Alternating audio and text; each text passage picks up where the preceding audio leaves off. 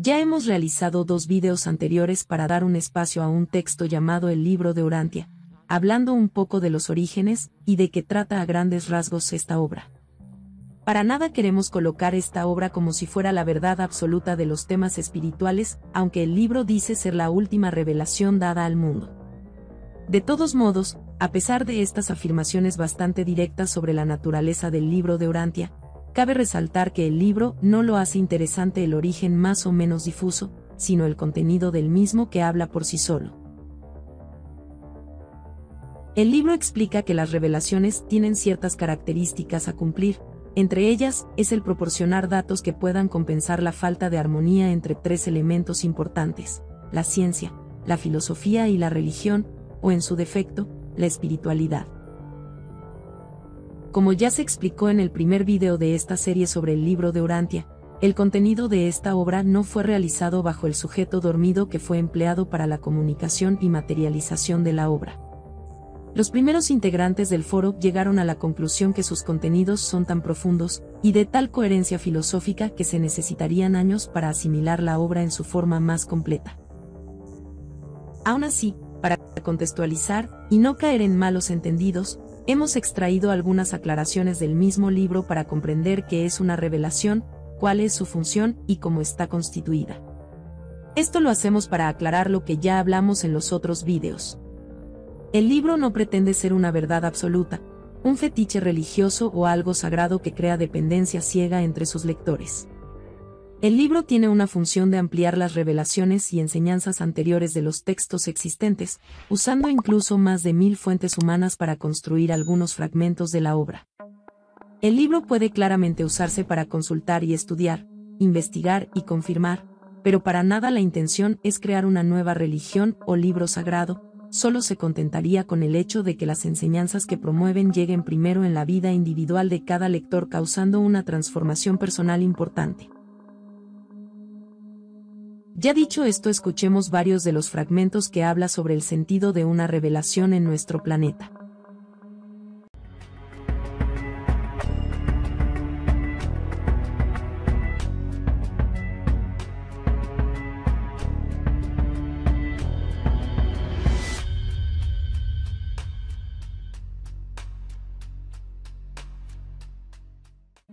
La prueba de que la revelación es este mismo hecho de la experiencia humana, el hecho de que la revelación sintetiza las ciencias aparentemente divergentes de la naturaleza y la teología de la religión en una filosofía uniforme y lógica del universo, una explicación coordinada y continua tanto de la ciencia como de la religión, creando así una armonía de mente y satisfacción de espíritu que responde en la experiencia humana a aquellas interrogaciones de la mente mortal, que desea saber cómo cumple el infinito su voluntad y sus planes en la materia, con las mentes y sobre el espíritu.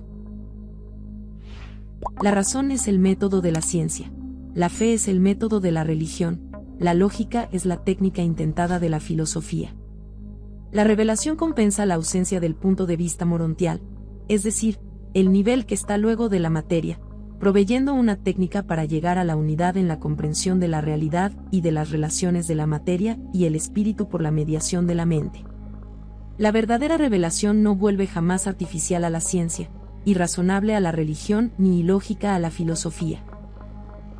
La razón es la prueba de la ciencia, la fe, la prueba de la religión, la lógica, la prueba de la filosofía, pero la revelación se valida solo por la experiencia humana. La ciencia produce conocimiento, la religión produce felicidad, la filosofía produce unidad, la revelación confirma la armonía experimental de este alcance trino a la realidad universal. La fe revela a Dios en el alma. La revelación, el sustituto del discernimiento interior morontial en un mundo evolucionario, permite al hombre ver en la naturaleza al mismo Dios que la fe exhibe en su alma. Así pues, la revelación consigue formar un puente entre lo material y lo espiritual, aún entre la criatura y el Creador, entre el hombre y Dios.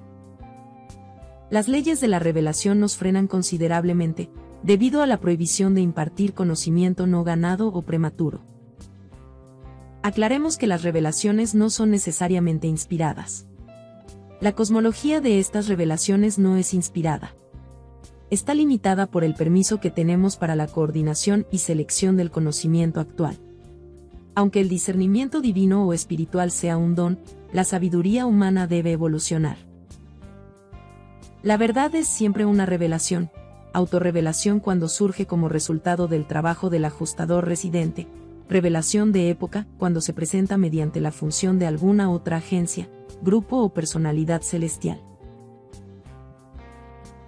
La verdad puede ser tan solo relativamente inspirada, aunque la revelación es invariablemente un fenómeno espiritual.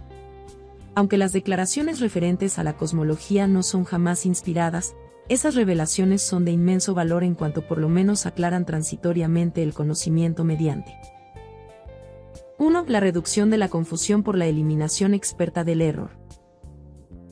2. La coordinación de hechos y observaciones conocidos o a punto de ser conocidos. 3. La restitución de fragmentos importantes de conocimiento perdido relativo a transacciones de época en el pasado distante. 4. El abastecimiento de información que llene lagunas vitales en el conocimiento por otra parte ya ganado. 5. La presentación de datos cósmicos en una forma tal que ilumine las enseñanzas espirituales contenidas en la revelación acompañante. La revelación es una técnica mediante la cual se le ahorran eras y eras de tiempo en el trabajo necesario de selección y para separar los errores de la evolución de las verdades de adquisición espiritual. La religión evolucionada se apoya enteramente en la fe. La revelación tiene la seguridad adicional de su presentación ampliada de las verdades de la divinidad y de la realidad, y el testimonio aún más valioso de la experiencia real que se acumula como consecuencia de la unión y práctica de trabajo de la fe evolucionaria con la verdad revelatoria. Tal unión trabajadora de fe humana y verdad divina constituye la posesión de un carácter que está bien encaminado hacia la adquisición real de una personalidad. La revelación infaliblemente amplía el horizonte ético de la religión evolucionaria, expandiendo a la vez simultánea e infaliblemente las obligaciones morales de todas las revelaciones previas. La revelación es evolucionaria pero siempre progresista. A través de las edades de la historia de un mundo, las revelaciones de la religión son cada vez más amplias y sucesivamente más esclarecedoras. Es misión de la revelación ordenar y censurar las sucesivas religiones de evolución. Pero si la revelación exalta y eleva las religiones de evolución, estas visitaciones divinas deben ilustrar enseñanzas que no estén demasiado alejadas del pensamiento y las reacciones de la edad en la cual se presentan. Por eso la revelación debe siempre mantenerse en contacto con la evolución, y lo hace. Siempre la religión de revelación deberá limitarse por la capacidad del hombre para recibirla. Pero aparte de la aparente conexión o derivación, las religiones de revelación siempre están caracterizadas por una creencia en una deidad de valor final y en el concepto de la sobrevivencia de la identidad de la personalidad después de la muerte. Existen dos clases de revelaciones o contenidos espirituales: la religión que se da por evolución, por los mismos esfuerzos del hombre por comprender y practicar una vida más espiritual, y está la segunda forma de contenido espiritual, y es mediante la forma de revelación. Esta segunda forma de alcanzar el progreso espiritual es donde está ubicada esta obra. La religión evolucionaria es sentimental, no es lógica. Es la reacción del hombre a la creencia en un mundo hipotético de los espíritus fantasmales, que es el reflejo de creencia humano, excitado por la realización y temor de lo desconocido. La religión revelatoria es expuesta por el verdadero mundo espiritual. Es la respuesta del cosmos superintelectual al hambre mortal por creer en las deidades universales y confiar en ellas. La religión evolucionaria ilustra los intentos tortuosos de la humanidad en búsqueda de la verdad. La religión revelatoria, según lo que nos die el libro, es esa verdad misma. Según el libro, en el planeta ha habido por tanto 4 revelaciones previas, siendo el contenido del libro de Urantia una quinta revelación de época. Ha habido muchos acontecimientos de revelación religiosa, pero solo 5 de significado de época. Estos fueron como sigue. 1. Las enseñanzas dalamatianas. El verdadero concepto de la primera fuente y centro fue promulgado por primera vez en Urantia, es decir, en el planeta Tierra, por los 100 miembros corpóreos del séquito del príncipe Caligastia, hace unos 500.000 años. Esta revelación de la deidad en expansión duró más de 300.000 años, hasta que fue repentinamente interrumpida por la secesión planetaria y la ruptura del régimen de enseñanza.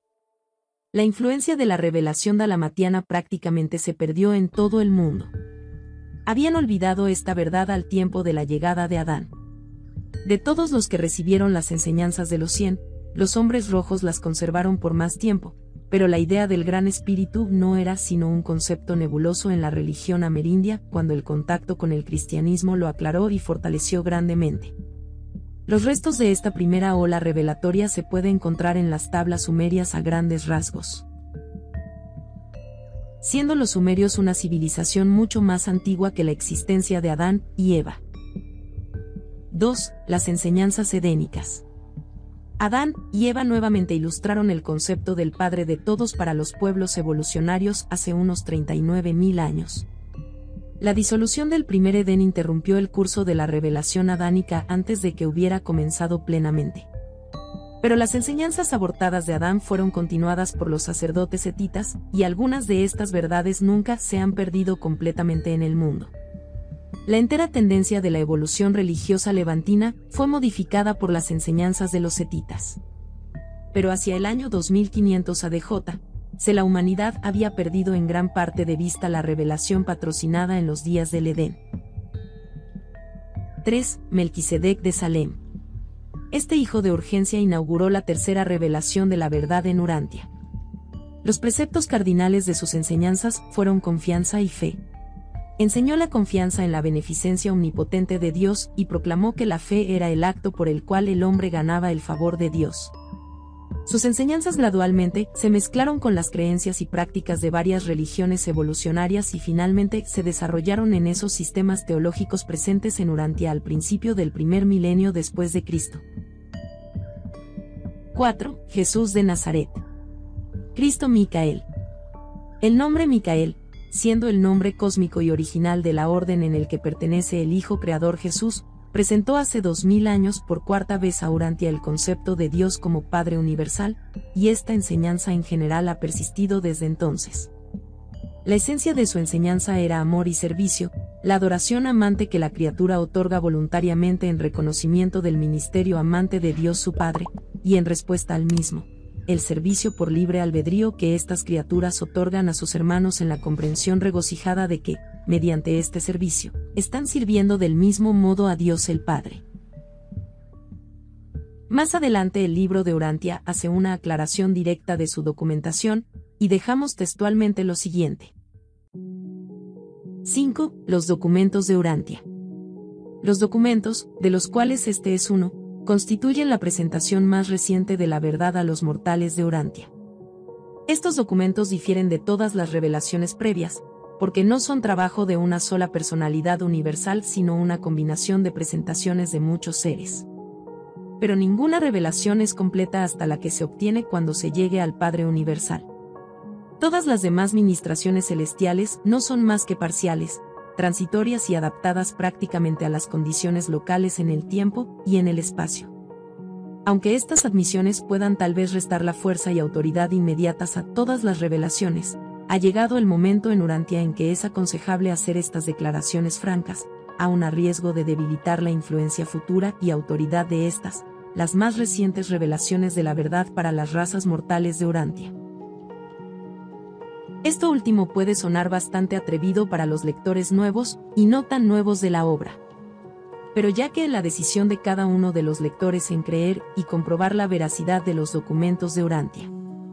Aún así, desde Proyecto Orión queremos recomendar esta obra ya que llegamos al menos como conclusión inicial que, si quieres investigar y profundizar sobre los contenidos espirituales y sus realidades, el libro de Urantia lleva entre sus páginas varias perlas espirituales que no se deben pasar por alto, que enriquecerán tu mente pero sobre todo tu vida cotidiana en el espíritu que principalmente habita dentro de la mente de todos nosotros, el espíritu de Dios mismo con la finalidad de guiar el alma a la eternidad desde esta vida física.